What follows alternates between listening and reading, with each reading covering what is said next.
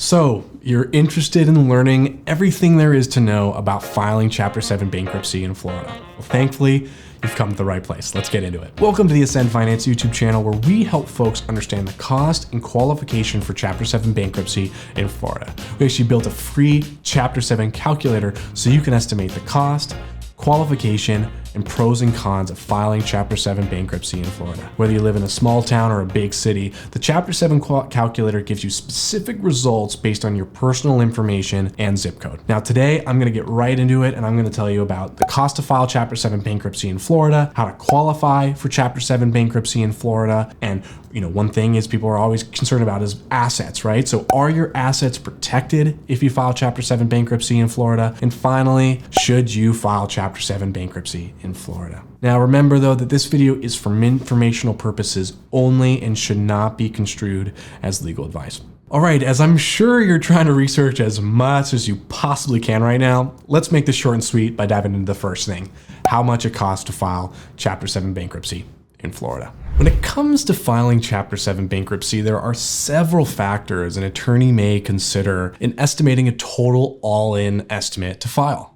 To clarify though, here's what an attorney actually may look at when they're trying to determine how much they may charge someone. So first, they may look at the complexity of the case. Second, the urgency for that person to file. Third, the years of experience for that attorney. Fourth, the actual cash flow of the client. So sometimes attorneys may be a little bit more flexible if they don't have as much money to pay or the income's lower. And then 5, location.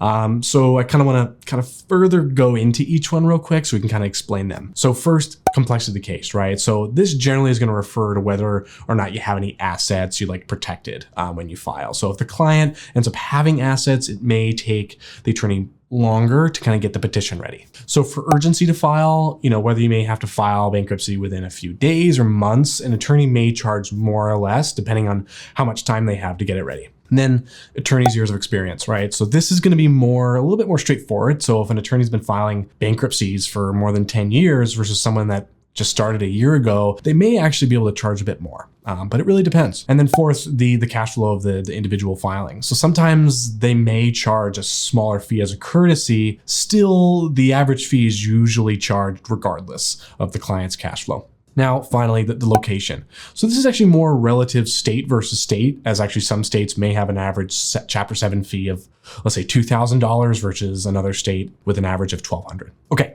so before I move on to the next part about qualifying for a Chapter 7, if you actually want to have an estimate for the total all-in cost, you can take our free Chapter 7 calculator below. You don't even have to add an email address to see the results. The idea is it gives you the cost, pros and cons, and whether you actually may qualify for a Chapter 7. Keep in mind, if you don't want to add any contact info, you can just select none of the above at the end, and you don't even have to add an email address. All right, so now let's dive in how to actually qualify for a Chapter 7. So there's going to be 3 main factors to understand when determining your ability to file Chapter 7. Income, expenses, assets. So those are going to be the 3 things I want you to remember when trying to understand qualification.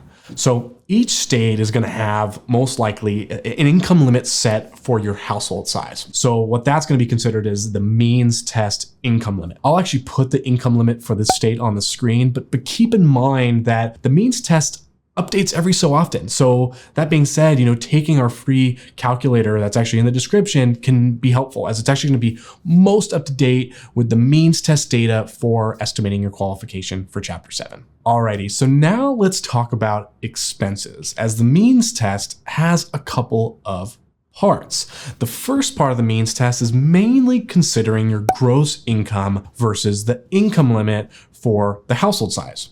Now, the second part generally considers your disposable income. Sometimes individuals may fail the first part of the means test by making too much money, but sometimes pass the second part because the court finds they may not actually have enough disposable income. And so when that's the case, you may find that you can qualify for a 7 even though you make more than the income limit. Now, finally, let's talk about how assets are actually really important to the Chapter 7 decision-making process. So although having assets may not impact your qualification, it may actually impact your decision to file. Almost every state has its own exemptions that filers can use. So they may want to utilize that to protect their assets from being liquidated. Now, the main assets I'd say that individuals are mainly concerned about are their home or their cars. So let me kind of explain how that looks like it. Now, before I dive deeper into that and how they're all treated, I just wanted to say, like, if the video has ended up being helpful, or if you think it could be, a game changer for someone you know, let's light up that like button below. It seems that YouTube tends to rank videos with more likes, and we like to think that our video can help those dealing with this kind of stressful topic. So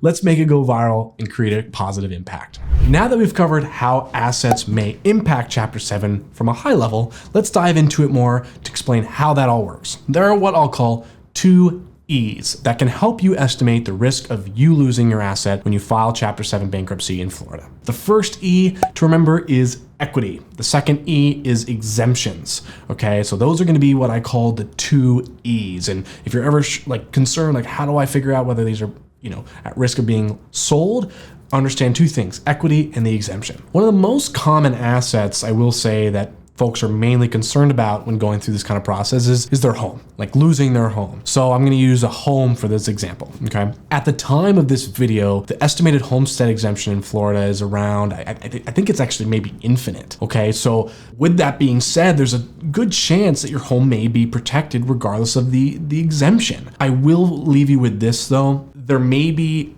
different rulings if you own multiple homes. So, and they may just be ruling that infinite homestead towards your main property. So if you have any questions on that at all, you can give us a call at 833-272-3631. And especially if you wanted to speak with someone locally to Florida, you can give us a call and we can try to help you get in touch. Let's just say for some reason there's an asset that is at risk of being lost, in this case, being in Florida, then it may make sense to look at alternatives if that's something for you. We actually made a bunch of videos on alternatives to bankruptcy that'll link below. But if you rather just take a calculator, I'll link our, debt options calculator that talk about pros and cons, durations, costs, and all these alternatives to bankruptcy. All right, enough on assets. Finally, should you file Chapter 7 bankruptcy in Florida? I will say ultimately everyone's situation is unique and it's gonna be up to you, but if you're at a place and you're kind of finding that you're either A, you have too much equity in a specific asset that you maybe could lose, or B, you're just not sure whether Chapter 7 is right for you, then you can take our Chapter 7 calculator below to estimate the qualification and cost for Florida and try to understand whether that even makes sense. Thank you so much for watching, and I hope you're able to get out of debt cheaper, easier, and faster. Take care.